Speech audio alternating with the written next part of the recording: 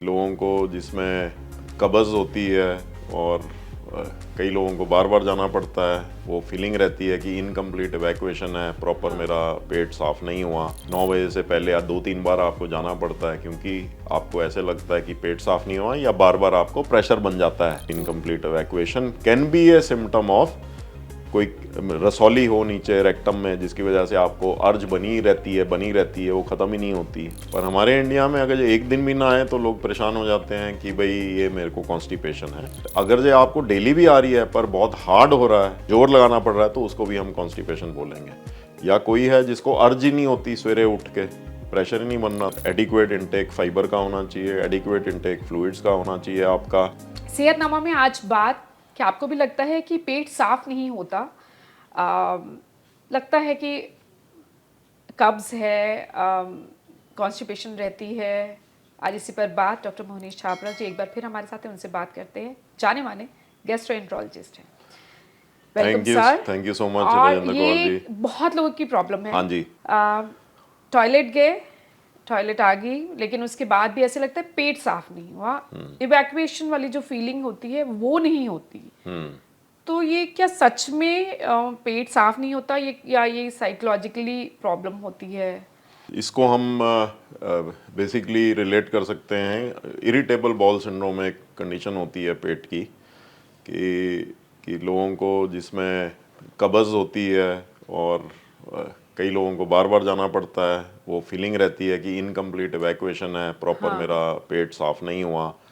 और सवेरे के टाइम अगर जो आप देखोगे, एक नेचुरल भगवान ने, जो मैंने पहले भी शायद बात की थी पिछले प्रोग्राम में, गैस्ट्रोकोलिक रिफ्लेक्स होता है कि जैसे आप सवेरे पहले चाय पीते हैं, थोड़ा प्रेशर बनता है, आप चले जाते हैं, फिर पानी पीते हैं, नाश्ता करते हैं, ऑफिस जाने से पहले वो 9 बजे से पहले या 2-3 बार आपको जाना पड़ता है क्योंकि आपको ऐसे लगता है कि पेट साफ़ नहीं हुआ, या बार बार आपको प्रेशर बन जाता है। वो बार बार प्रेशर बनने की वजह से महसूस होता है कि मेरा पेट साफ़ नहीं हुआ। सो ये बताना चाहूँगा कि इंडियन जो हमारी डाइट है, उस पे जो इंडियंस की स्पेशली जो स्टूल प्रोडक्शन है वो ज़्यादा है as compare to western population. अगर जब मैं एक थोड़ा सा एग्जांपल दूं, 200-250 ग्राम अगर जो इंडियन एवरेज स्टूल प्रोडक्शन है, तो वेस्टर्न वालों की 40-50 ग्राम्स है। और ये बहुत सारी चीज़ें रिलेट होती हैं डाइट पे। जैसे इंडियन डाइट में फाइबर ज़्यादा है तो स्टूल प्रोडक्शन भी ज़्यादा है। तो वो एक बारी में पेट साफ नहीं होएगा। सो उसको आपको इवैक्यूएट करने के लिए हो सकता है 1 बार, 2 बार या 3 बार मॉर्निंग में जाना पड़े। तो वो एक कोई डिजीज नहीं है, बट आपको वॉचफुल रहना है। कुछ ऐसे सिम्टम्स है जिसमें डिजीज भी हो सकती है, जिसकी वजह से आपको लगे कि इनकम्प्लीट इवैक्यूएशन है। जैसे खून आना, लैट्रिन में अगर ये खून आ रहा है, या रिसेंटली वो ऑल्टरेशन हुई है बॉल पैटर्न की, जैसे पहले बताया था, तो उसमें बीमारी हो सकती है। Incomplete evacuation can be A symptom of कोई रसौली हो नीचे रेक्टम में, जिसकी वजह से आपको अर्ज बनी रहती है, वो ख़त्म ही नहीं होती है। या कोई संग्रहणी है इंटेस्टाइन्स में, बड़ी आंत में कोई सोजिश है, जिसकी वजह से आपको बार बार एक प्रेशर बना रहता है। बट मेजॉरिटी लोगों को, जैसे मैंने बताया, it is just a symptom. उनको अगर आप इन्वेस्टिगेट करें, हम उनकी कोलोनोस्कोपी करें, तो हमें कोई बीमारी नहीं मिलती है। आप कब्ज किसे कहते हैं? कॉन्स्टिपेशन आप एक डॉक्टर के लिए उसके मायने क्या है? डॉक्टर के लिए हम कॉन्स्टिपेशन को डिफाइन करते हैं कि अगर जो किसी को लैट्रिन 3 दिन ना आए, दूसरा बहुत हार्ड स्टूल है, तीसरा उसको बहुत जोर लगाना पड़ रहा है लैट्रिन निकालने के लिए, तो इनको हम कॉन्स्टिपेशन कहते हैं। पर हमारे इंडिया में अगर ये एक दिन भी ना आए तो लोग परेशान हो जाते हैं कि भाई ये मेरे को कॉन्स्टिपेशन है।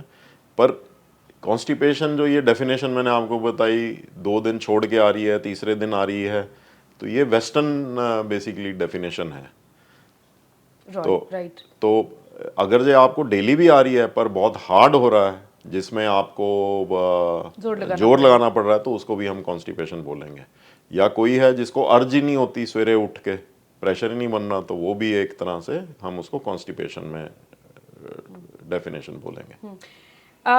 क्या पॉटी की जो दिख रही है उससे भी क्या कुछ सिम्टम, कुछ पता लगता है कुछ बीमारियों का कि वो कैसी है? उससे भी कई बार क्या आयुर्वेद में भी कहते हैं। बिल्कुल। एक हमारा गैस्ट्रोएंट्रोलॉजी में ब्रिस्टल बॉवेल स्कोर होता है, स्टूल स्कोर होता है, जिसमें हम देख के बता सकते हैं कि ये डायरिया है, ये कॉन्स्टिपेशन है। अगर ये बहुत हार्ड पैलेट्स हैं तो वो भी कॉन्स्टिपेशन है, या बिल्कुल अनफॉर्म्ड स्टूल है जो बिल्कुल मशी सा है और बिल्कुल लिक्विड आ रहा है, वो डायरिया बोलेंगे उसको। अगर जो लैट्रिन में कोई आपको साथ में तेल नज़र आता है, म्यूकस नज़र आ रही है, ब्लड नज़र आ रहा है स्टूल के अंदर, तो वो एक एबनॉर्मल वो भी एबनॉर्मल है। एबनॉर्मल है, ब्लड आना, म्यूकस आना। और अगर जो उसमें ऑयल दिखता है आपको कि कभी कई जैसे बार फ्लोट फटी फटी करता भी है, आती है। मैं फटी वही तो बता रहा हूँ कि ये भी वेरिएशन abnormal है? एबनॉर्मल नहीं है, पर वो कई चीज़ों पे डिपेंड करता है। आपने सपोज दूध ज़्यादा पी लिया तो वो फटी हुई आएगी, फ्रॉथी सा स्टूल आ जाएगा आपको, Right. खूब फ्लैचुलेंस के साथ आएगा, जैसे आप बता रहे हो, फ्रॉथी और म्यूकस के साथ। म्यूकस के साथ आ सकता है। तो Right. वो डाइट पे भी डिपेंड करता डाइट पे भी डिपेंड करेगा आपने क्या खाया है। आप फाइबर कम कर दीजिए, पानी कम पियेंगे तो आपको हार्ड हो जाएगा, स्टूल बहुत हार्ड हो जाएगा है। तो आपका। पानी पीना बहुत जरूरी पानी है अगर पीना आप बहुत चाहते हैं जरूरी कि है, कॉन्स्टिपेशन ना हो। ना हो। 3 लीटर के करीब मेरे हिसाब से रोज 2.5-3 लीटर पानी पीना, लिक्विड इनटेक रखना बहुत जरूरी है। अच्छा, सुबह आप क्या सजेस्ट करते हैं कि कब्ज ना हो तो सुबह उठते ही आप वो जो वार्म वाटर, थोड़ा गुनगुना पानी पीना, वो सही है? ऐसा है कि कोई भी पीजिए, चाहे आप गुनगुना पीते हैं, चाहे आप नॉर्मल। नॉर्मल टेम्परेचर पानी पीते हैं, idea is to distend the stomach. एक ये भी बड़ा मिथ है, लोग सोचते हैं कि सवेरे हम पानी पिएं या दूध पिएं वो शायद नीचे पहुंचता है, धक्का लगाता है, ऐसा नहीं होता। तो ये गैस्ट्रोकोलिक रिफ्लेक्स है, इसमें जैसे ही हम सवेरे कुछ भी पिएंगे तो पेट जब डिस्टेंड होएगा, उसका लार्ज इंटेस्टाइन के साथ ब्रेन में, यूं समझ लीजिए कॉमन भाषा में बटन के साथ कनेक्शन है। तो जैसे ही वो बटन ऑन होएगा, जब पेट डिस्टेंड होएगा, तो कुछ मास मूवमेंट्स हमारी लार्ज इंटेस्टाइन में इंड्यूस होती हैं, जिससे हमें अर्ज आनी शुरू हो जाती है, कॉलिक सा होता है, थोड़ा सा प्रेशर बनता है और हम जाके कराते हैं। So ये तो ये एक reason है। नॉर्मल चीज़ है ये ये सुबह। रीजन है हाँ, सुबह पानी पीने का, सुबह क्यों पानी पीना चाहिए? क्यों पीना चाहिए, तो ताकि हम अपना गैस्ट्रोकोलिक रिफ्लेक्स इनिशिएट करें। और यूजुअली देखा गया जितनी फैटी चीज़ है उससे ये और इनिशिएट होता है। तो अगर आप दूध पी लेंगी, हो सकता है उससे ज़्यादा इनिशिएट हो एज कम्पेयर टू पानी से, जिसको कब्ज रहती है। पर ये भी हमने देखा है कई सेंसिटिव लोगों को, जिनको इरिटेबल बाउल सिंड्रोम रहता है, उनका ये सारा दिन ही, कई लोगों के कहते हैं ना, हमने तो खाना खाया, हमें जाना पड़ता है, दोपहर के खाने के बाद जाना पड़ता है, रात के खाने के बाद जाना पड़ता है। तो अगर जो उनको बार बार होता है तो ये भी कुछ इरिटेबल बाउल और सेंसिटिव एंग्जाइटी वाले लोगों के साथ ये प्रॉब्लम रहती है। बट इसको भी हम कई बार बीमारी नहीं बोलते हैं। Right. We have to look for other science कि उसका वेट तो नहीं कम हो रहा, रात को नींद में उठ के तो नहीं जा रहा। तो ये रात वाले जो सिम्टम्स हैं ये हमेशा पैथोलॉजिकल होते हैं। अगर ये किसी को नींद में उठ के पॉटी करना जाना पड़ रहा है तो वो पैथोलॉजिकल है, इट शुड बी इन्वेस्टिगेटेड। उसके पीछे क्या रीजन हो सकते हैं? उसके पीछे माल अब्जॉर्प्शन भी हो सकता है, उसके पीछे इंटेस्टाइन में इन्फ्लेमेशन भी हो सकती है, जिसकी वजह से वो उठ के तो आपको डॉक्टर को जरूर दिखाना है। जरूर दिखाना है। कॉन्स्टिपेशन ना हो इसके लिए आप क्या सजेस्ट करते हैं? कॉन्स्टिपेशन ना हो तो मेरे हिसाब से, जैसे मैंने बताया, आपकी एडिक्वेट इनटेक फाइबर का होना चाहिए, एडिक्वेट इनटेक फ्लूइड्स का होना चाहिए, आपका पानी का इनटेक अच्छा होना चाहिए। फिर सवेरे उठ के आपको टाइम होना चाहिए आपके पास, रश में आपको कि लेट उठ रहे हैं और फिर भागना की कर रहे हैं तो वो नहीं होना चाहिए। उसमें ये गैस्ट्रोकोलिक रिफ्लेक्स जो हमने डिस्कस किया वो डेवलप नहीं होता, उसको डेवलप करना बहुत ज़रूरी है। ये क्या माइंड से भी आपका रिलेटेड होता है? माइंड से नहीं है, बट अर्ज जो ऊपर जा रही है वो तो आपके माइंड ही फील करता है।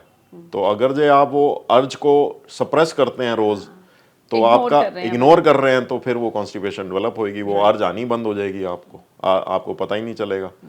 तो वो बहुत जरूरी है। माइंड और गट का कनेक्शन वाला, बिल्कुल बहुत माइंड और गट का कनेक्शन बहुत इंपॉर्टेंट है। दूसरा, रेगुलर एक्सरसाइज बहुत जरूरी है, बिकॉज ब्लड फ्लो एक्सरसाइज करेंगे बहुत जरूरी है। फिर मेरे हिसाब से इंडियन टॉयलेट भी मैं कहूँगा was one of the very good things, कि उसमें आप स्क्वैट करते हैं, आपका नीचे का मसल्स जो आपके यूज़ होने हैं पेल्विक फ्लोर के, और जो रिलैक्सेशन होनी है वो much better than the English toilet. तो लोगों को कई बार हम एडवाइस करते हैं जिनके घर में आजकल तो इंडियन टॉयलेट्स होते ही नहीं, कि भाई इंग्लिश टॉयलेट में भी नीचे एक स्टूल रखें ताकि ये आपकी जो थाइज़ हैं ऊपर आगे लग जाएं, तो एटलीस्ट उसमें आपका जो जोर है वो प्रॉपर लगता है और नीचे रिलैक्सेशन प्रॉपर होती है, तो उससे भी कॉन्स्टिपेशन से आप बच सकते हैं। और कुछ चीज़ें कॉन्स्टिपेशन से बचने के लिए? कॉन्स्टिपेशन से बचने के लिए मैं तो यही बोलूँगा कि डाइट, पानी इम्पॉर्टेंट है। फिर आपको अगर ये कॉन्स्टिपेशन है तो कुछ अपने चेकअप्स जरूर कराने हैं, जैसे thyroid, hypothyroidism is the again a very common cause of constipation. Calcium का ऊपर नीचे होना, विटामिन डी की कमी होना, अच्छा, उस B12 वजह की से कमी भी? होना, उससे भी इंटेस्टाइन स्लो हो जाती हैं और कॉन्स्टिपेशन आपको डेवलप हो सकती है। सो ये छोटी छोटी चीज़ें हैं, अगर जो आप इनका पूरा ध्यान रखेंगे, एक्सरसाइज करेंगे, फाइबर पूरा खाएंगे, पानी की मात्रा एडिक्वेट रखेंगे, और आप ये अपना thyroid levels, calcium, B12 check कराते रहेंगे और उनको पूरा रखेंगे, तो कॉन्स्टिपेशन से बच सकते हैं। और तीसरा इम्पोर्टेंट मैं ये बोलूँगा, कई बार स्पेशली एल्डरली में वो लोग, और बहुत सारी दवाइयाँ यूज़ होती हैं जैसे ब्लड प्रेशर की, शुगर की, उनसे भी कॉन्स्टिपेशन हो सकती है। और उन बीमारियों की वजह से, जैसे डायबिटीज़, शुगर का मरीज़ है, उसकी अगर ये शुगर कंट्रोल नहीं हो रही, शुगर ज़्यादा है तो इंटेस्टाइन स्लो हो जाती हैं, उससे भी कॉन्स्टिपेशन हो सकती है। सो एसोसिएटेड जो सिस्टेमिक डिजीज़ हैं उनको कंट्रोल करना भी बहुत ज़रूरी है कॉन्स्टिपेशन से राइट। करने के लिए। Right. वो भी एक इम्पॉर्टेंट पार्ट आ जाता है। तो ये मल्टीफैक्टोरियल मेरे हिसाब से अप्रोच है कि जिसमें आपका फूड इनटेक भी प्रॉपर होनी चाहिए विद गुड फाइबर। आप देख ही रहे हैं आजकल लोग घर पे खाना बनाना ही बंद हो गया, जोमेटो, स्विगी पे ऑर्डर होता है तो सारा रिफाइंड फूड, मतलब मैदे वाला ही सारा चलता है। और अब वो घर का खाना बहुत कुछ कुछ आदतें भी आपको लगता है हमारी ऐसी हो गई हैं? आते हैं। डेफिनेटली आप देखेंगे लेट सोना और लेट उठना सवेरे, और बाहर का खाना ज़्यादा खाना, और पानी की मात्रा कम होना, तो और ये बच्चों बहुत। में क्यों कॉन्स्टिपेशन की प्रॉब्लम्स इतनी बढ़ रही है?